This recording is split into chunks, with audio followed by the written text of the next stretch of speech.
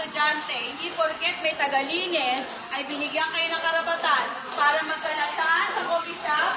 Asa ang katibayan? May picture. Ayan.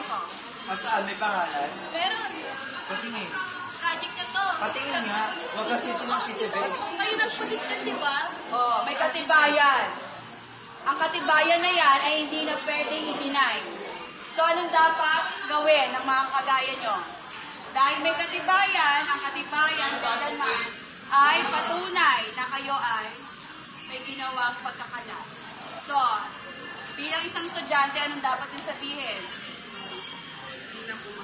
Pakilakas. Sorry po, O, maraming salamat sa pinakita mong katapangan dahil ito, kung walang nakakita sa mga ganitong tao ay, ano mangyayari?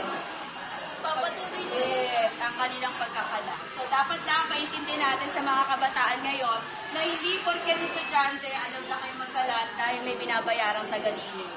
So, maiwan ko na kayo na why na pagbago namin kayo sa sitwasyon. Eto, bye!